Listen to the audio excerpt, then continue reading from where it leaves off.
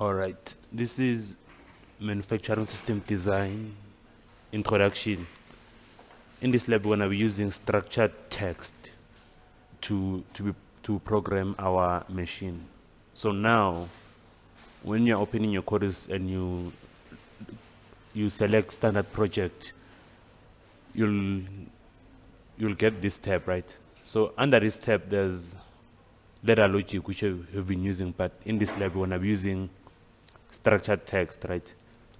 So you're just gonna select structured text and then you're gonna press OK, and then now wait for it to load, and then you're gonna get this window here, and then you wanna set it up how we've been setting it up in data logic. And then after you are done,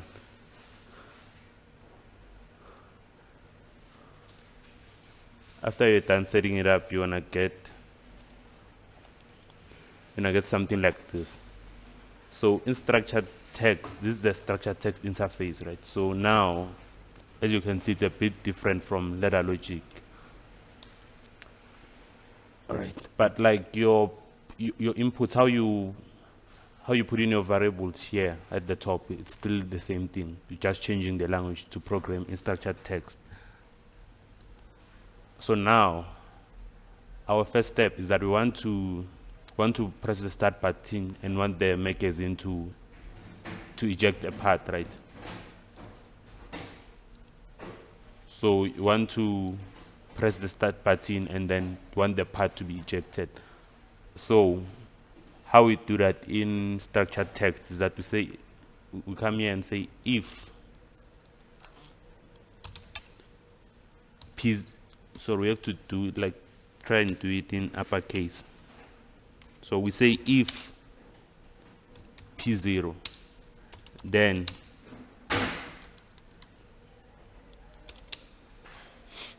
we want our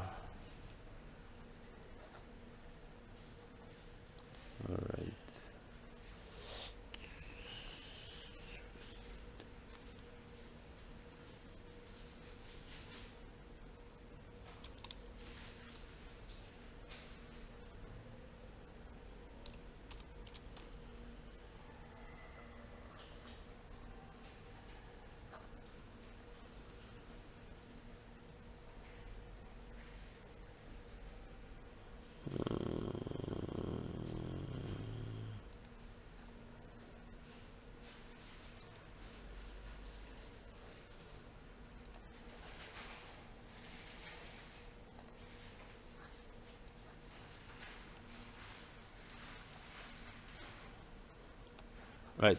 So let's continue saying we want it such that when you press our start button, you want our cylinder to extend and put a part onto the conveyor belt. So now, since our start button is P0, right, according to here, say if P0, then we want our cylinder to extend. And then with regards to here, our cylinder is Q4, right? As you can see, it's labeled here. So now you come back here and say if P0, then you want Q4 to be equals to true. So with regards to the true statement, like inputs, they are always false, which means they are always off, right? So false is off, and then true is on. So now here you're saying if you want to press the start button, right, you want Q4 to be true, right? And then after that you end the if, right? And I want you guys to comment, so like if someone else is reading your code, they know what you are trying to do, right? So now you come here, and then how you comment to ensure that, like in such a manner that you don't get an error, you do 2 forward slashes, and then now you can comment. You can say, in this case I can say I'm using the start push button to actuate the cylinder to the forward position, right? forward position. So actuate it's like the cylinder, like it means just the cylinder like performing an action or moving forward. That's actuation, if not. And then now we run our code, right?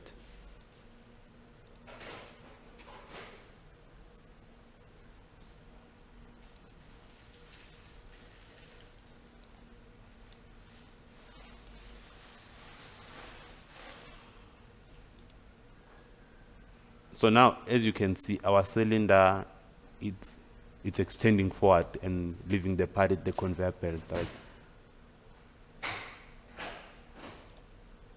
So now, coming back here, if you still remember, I told you like that you need to put in the stop button at every line of your code. Specifically, if you still remember from ladder logic, I told you have to always put in your stop button in order to be able to stop whatever you are doing at any point in time. So here, how you put in a stop button, you say if not P1, your stop button, right? Then, so I want to use this line to be able to turn off all of your outputs, right?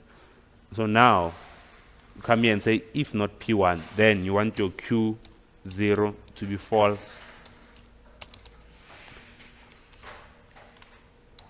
and your Q4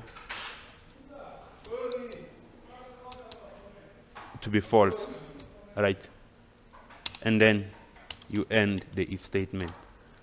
So now if you notice, like our P1, it's written as if not.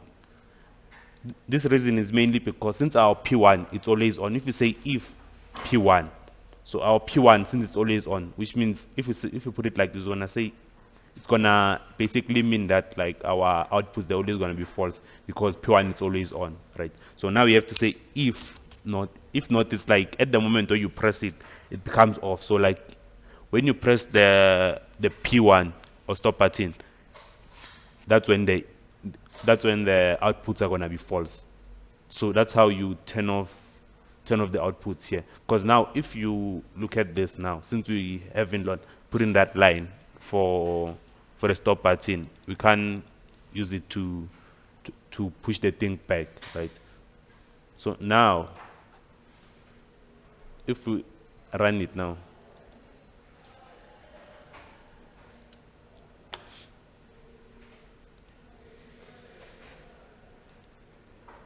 you can see now we are able to use it to make the cylinder go back.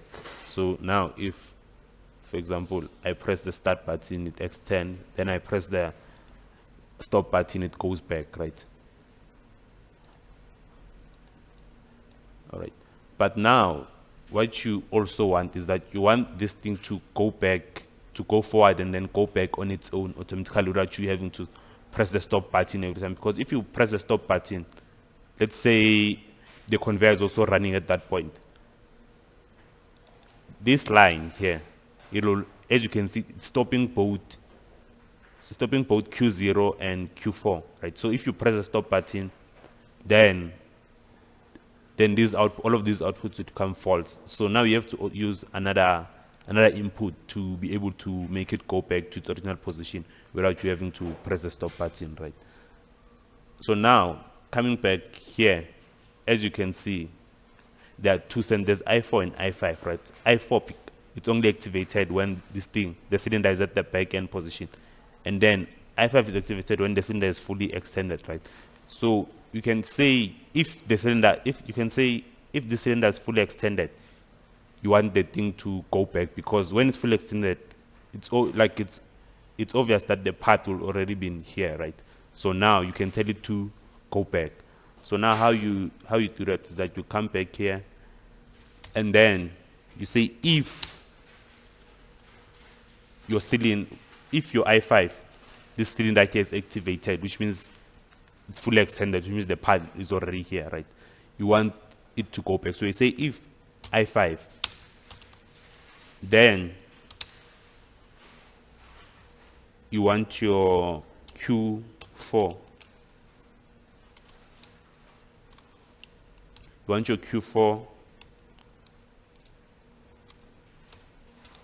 to be equals to false, and then you end your if statement, right? And then you come here and then you comment. So you see, now you see here I can say I am using the cylinder advanced sensor to make the cylinder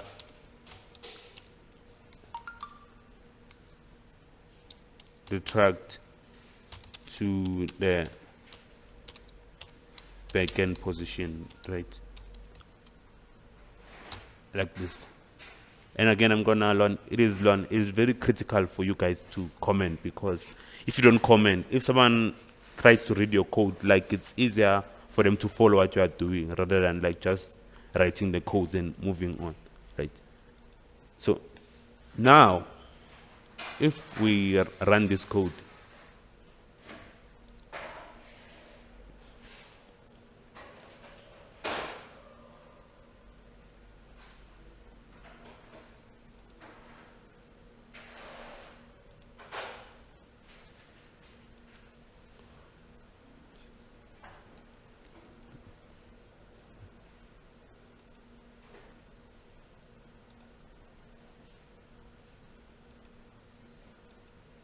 so now you can see it fully extends, and then when the sensor I5 becomes activated, it goes back, then it stays here.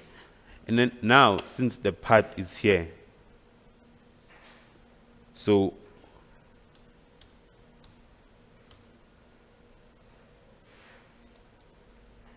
now if we look at this again, as soon as this sensor detects this path, it turns on. So you can now use this sensor here to turn on the conveyor belt, right? So you can come back here and then say if, which is, let's get the name of that sensor. According to here, it's sensor I1 or point B, right? We can use point B to turn on the conveyor belt, right? So now we say if I1, then we want our conveyor belt, which is our Q0, right? Then we want our Q0 to be true, and if, right? And then, but like, I want us to hold off on commenting on this one. I want to show you something first.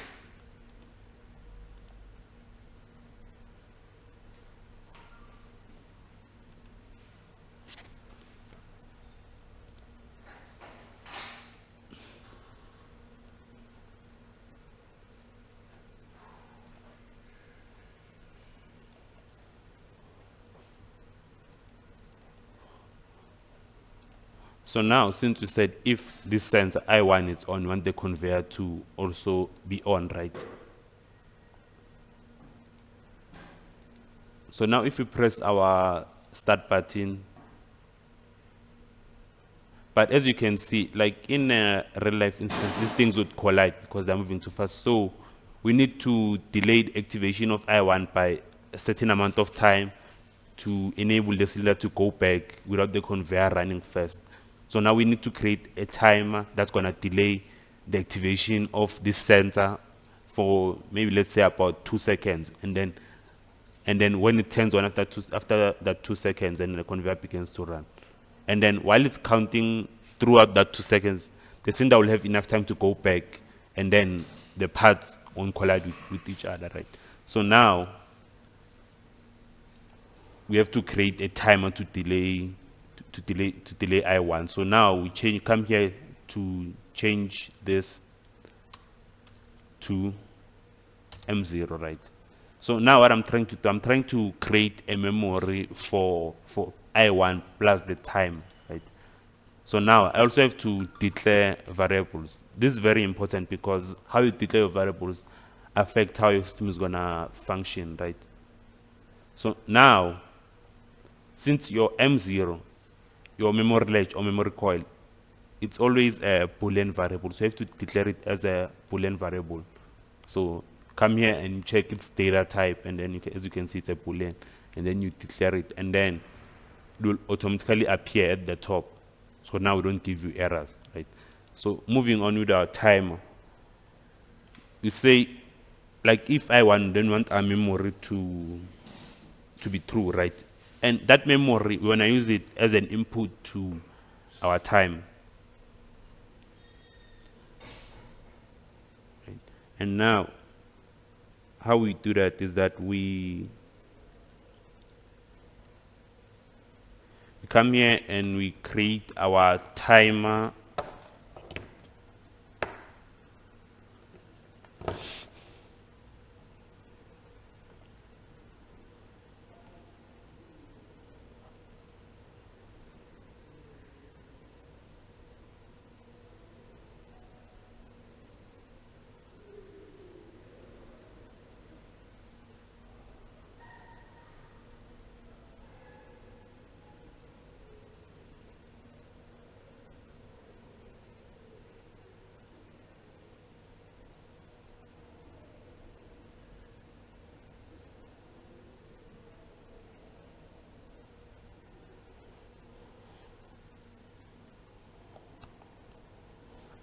So now we come here and create our timer. So we're gonna use M0 as an input to the timer. So we come here and we create a timer by saying timer underscore 0, not underscore O.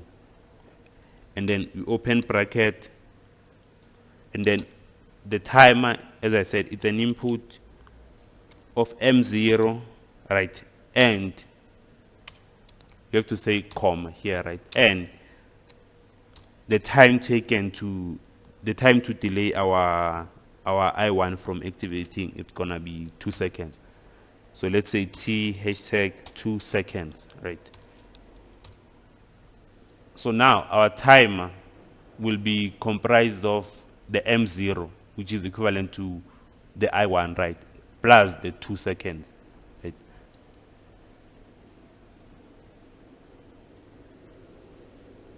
So now we also have to declare the timer. But now, unlike these other variables, the timer, it's not a Boolean variable or an integer variable. It's a tone variable. So you have to come here and change its type to tone. So like if you can't find tone, you can just cancel this out and then declare it as a tone variable or timer, right? And then you press OK, and then you'll see, like here also, it will get declared as a tone variable, right? So if you declare it as a Boolean variable or an integer variable, it's gonna give you problems. And then now you make an output of the timer by creating another memory latch, which is called M1, right? So a M1 is gonna be equals to your timer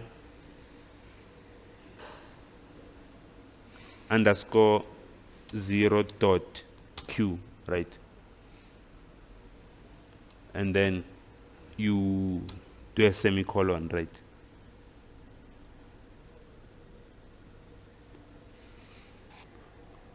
So now you can come here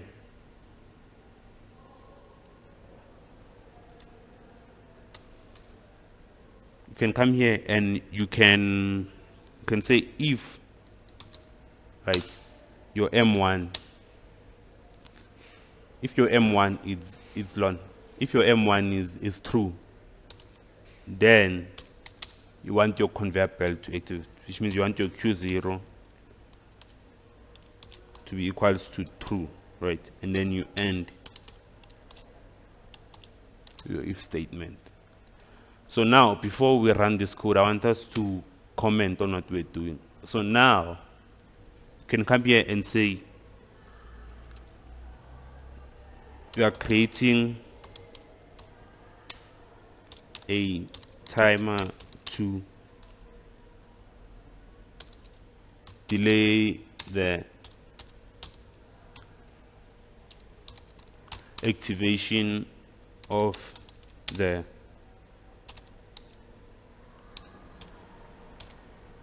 conveyor belt.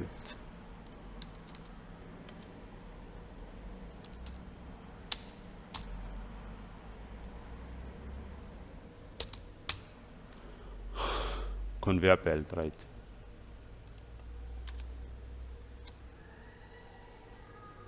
So now this is your timer, right? And then here, since you are using M1, and M1 it's an input of your M0 plus the 2 seconds, right? So now when I be saying you are using the memory latch of the timer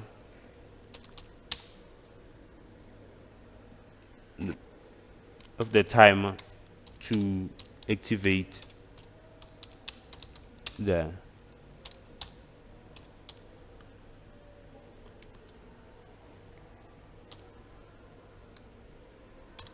conveyor belt, right? So now we can run this.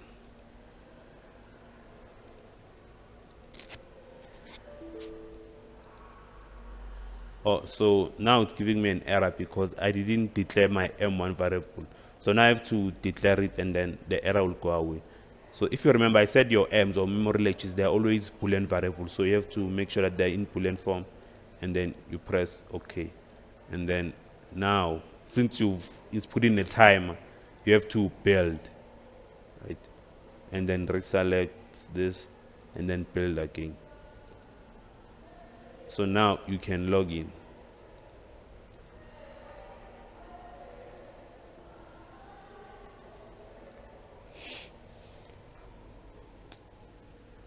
Now if we come back to our Ciros and then we run this.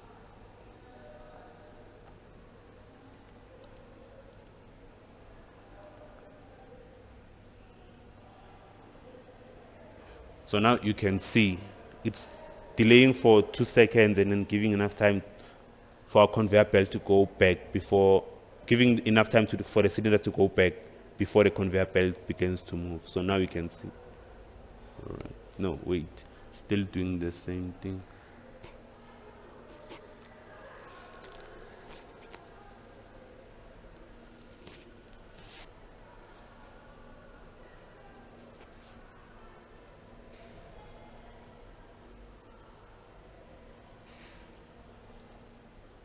So now, if you still remember, I said if you activated an output, you have to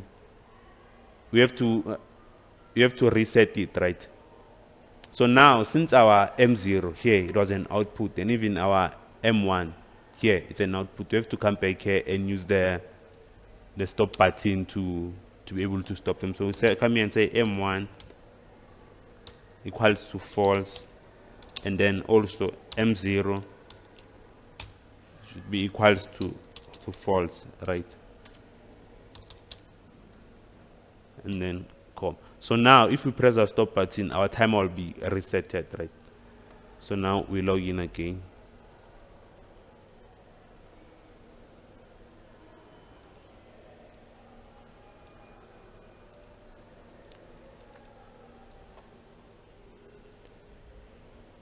So now if we load in a part and then we press start, you can see it's beginning to count before it moves, right? And then, but now, like also, like if you want to reset our time, you can't be always pressing the stop button, so we have to find another way to reset it. So now, you can look at what we can use to reset our timer, right? So now, in this case, I can use this sensor here, sensor I2, because the timer will reset after after the part has reached the end of the conveyor belt, therefore preparing for a new part, right? So now I can come here and say, so now we're trying to reset the timer, right? So now you come here and then you say if, right? And then you want to use center I2, which is point C, right? So now you have to say if I2, right? Then you want your, what you call, you want your timer to reset and also your conveyor belt to be off, right? So now you can say if I2, then Q0 should be equals to false, right? Then also your timer should reset. So you put in your variables that you use to create the time, which is your M0 should also be false, and your M1 should also be false, right? And then you end your if statement, right? But now since you said if I2, and then since I2 it's a normally closed sensor, which means it's always on, right? So now our timer and our conveyor belt will always be false. So now we have to negate it and say if not. So if not, it works in such a way that since this sensor is always on, when a part reaches the end of the conveyor belt, like this, it will turn off this sensor, and then the sensor will be at a not state, like it will be off. So now the timer and the conveyor, they will all stop, and the timer will reset, right? And then come here and say you are using the point B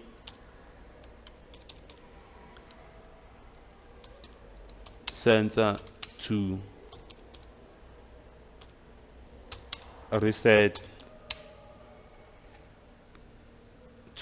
the timer and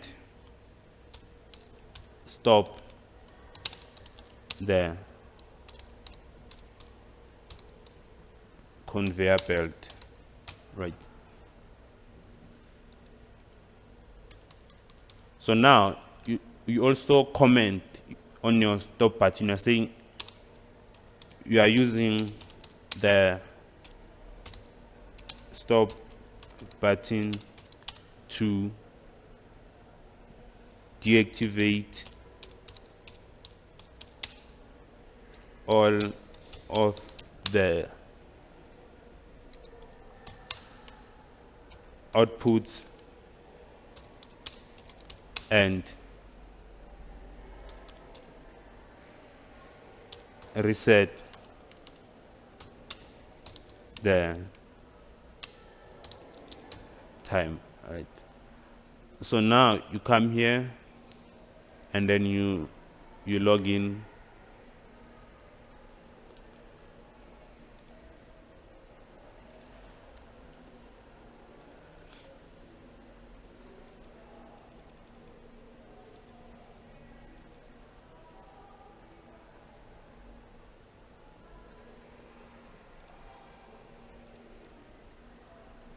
All right. So now let's say we press the start button,